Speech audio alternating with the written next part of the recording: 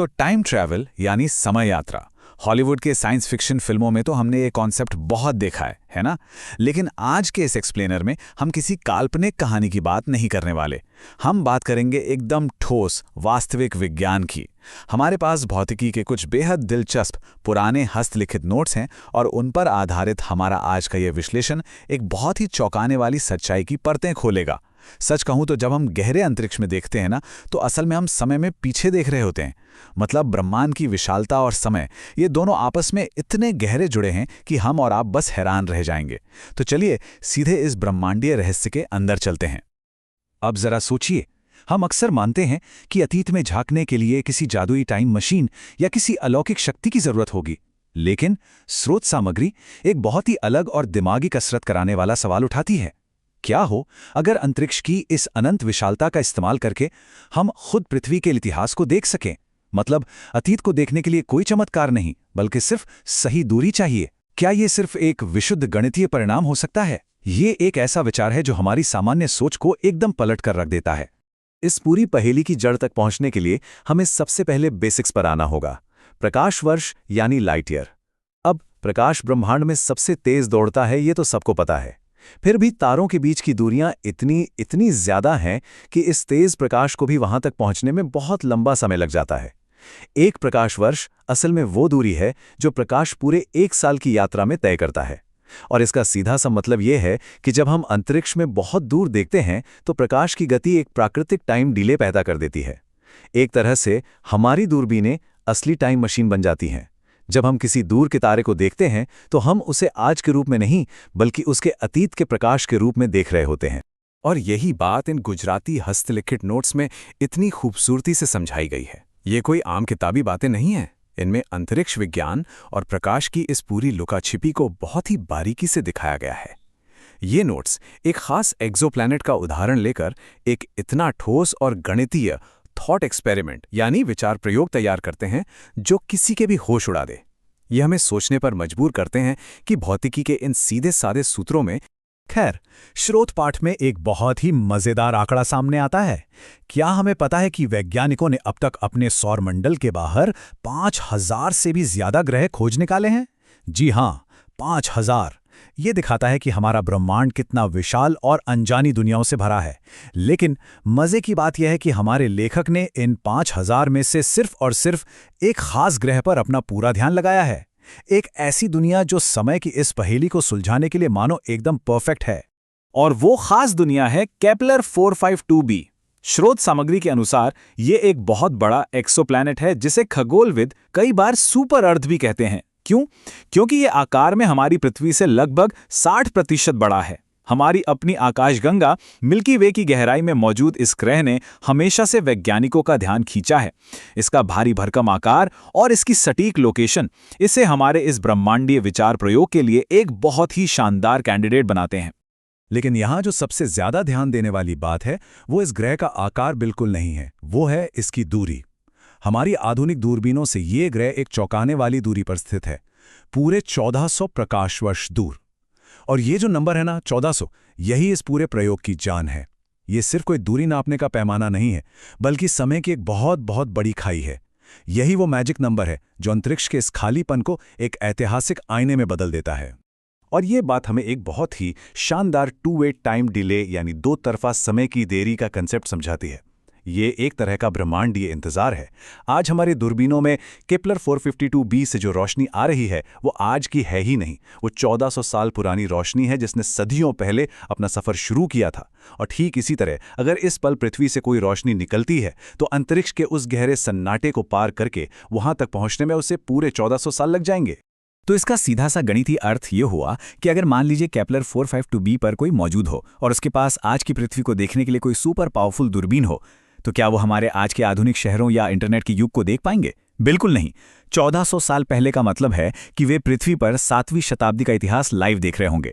वे हमारी प्राचीन सभ्यताओं को बनते और बिगड़ते देख रहे होंगे। उनके लिए हमारा सुदूर अतीत उनका वर्तमान ब्रॉडकास्ट होगा। है ना ये बात बिल्कुल अद्भुत? अब इस पूरे गणित को समझने के बाद दिमाग में एक बड़ा ही रोमांचक और स्वाभाविक सा सवाल आता है। मतलब क्यों ना हम एक सुपर एडवांस स्पेसक्राफ्ट बनाएं, उसमें बैठ के केपलर 452b तक जाएं, वहां एक बड़ी सी दूरबीन सेट करें और मुड़कर पृथ्वी के इतिहास को अपनी आंखों के सामने लाइव देखें। ये आइडिया सुनने में जितना सम्मोहक लगता है, असल में इसके रास्ते में जो वैज्ञानिक चुनौतियां हैं वो शायद कभी पार नहीं की जा सकती। क्योंकि यहीं पर हमारा ये शानदार विचार प्रयोग एक बहुत बड़ी और मजबूत वैज्ञानिक दीवार से जा टकराता है। भौतिकी के नोट्स यहाँ स्पष्ट रूप से एल्बर्ट आइंस्टाइन के सापेक्षता के सिद्धांत की बात करते हैं। आइंस्टाइन का नियम एकदम सख्त और साफ है। द्रव्यमान वाली कोई भी चीज कभी भी प्रकाश की गति को नहीं छू सकती। जैसे जैसे स्पीड बढ़ती है, द्रव्यमान भी अनंत होने लगता है और उसे आगे बढ़ाने के लिए अनंत ऊर्जा चाहिए होगी, जो कि भौतिकी के हिसाब से पूरी तरह असंभव है। ये हस्तलिखित नोट्स इस हवाई चर्चा को खींचकर वापस हकीकत की जमीन पर ले आते हैं। देखिए, प्रकाश सिर्फ ब्रह्मांड की सबसे तेज चीज नहीं है, बल्कि ये एक एब्सोल्यूट स्पीड लिमिट है, एक अटल गति सीमा। ये प्रकृति का वो नियम है जिसे दुनिया की कोई भी एडवांस तकनीक या बुद्धिमत्ता नहीं तोड़ सकती। इसलिए तुरंत यात्रा करके वहां पहुंच जाना और मुड़कर अपने अतीत को देखना वैज्ञानिक तौर पर सिरे से नामुमकिन है। लेकिन चलिए, बहस के लिए एक पल को ये भी मान लेते हैं कि कोई चमत्कार हो गया, हमने एक ऐसा यान बना लिया जो असंभव रूप से प्रकाश की गति के एकदम करीब उड़ान भर सके।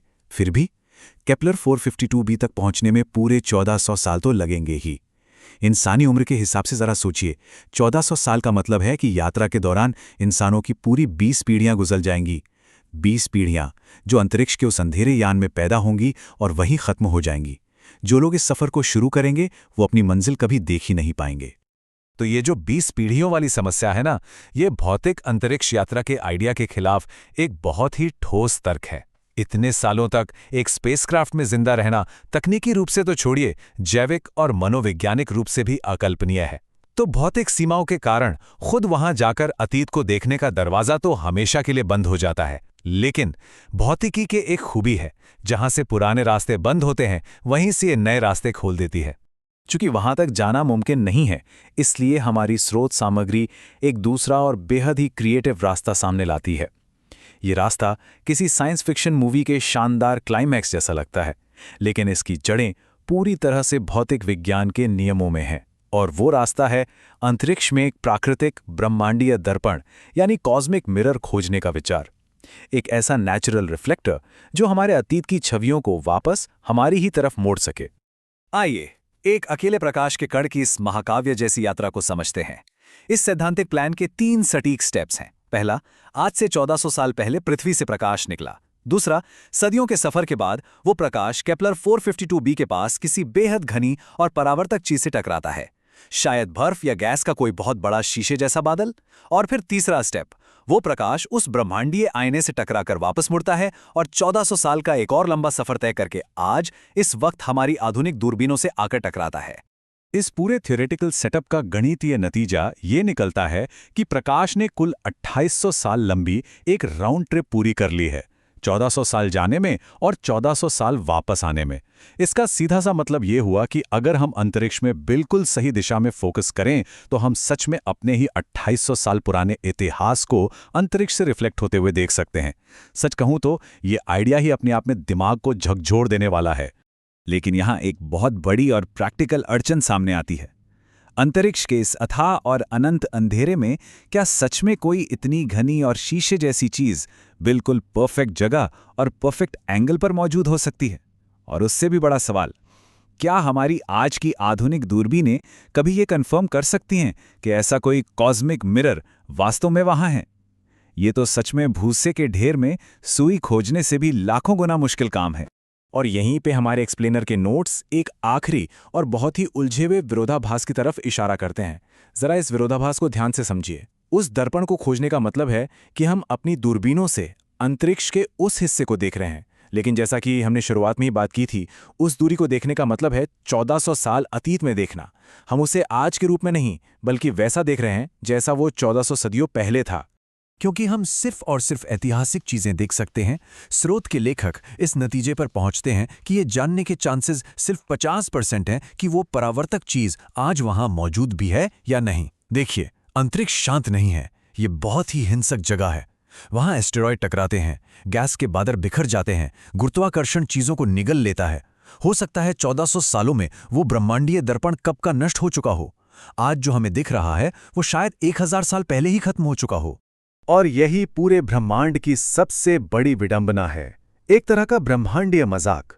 अंतरिक्ष की जिस विशालता और प्रकाश की गति ने इस टाइम मशीन वाली थ्योरी को जन्म दिया, बिल्कुल वही तंत्र हमें वर्तमान ब्रह्मांड को देखने से पूरी तरह अंधा कर देता है।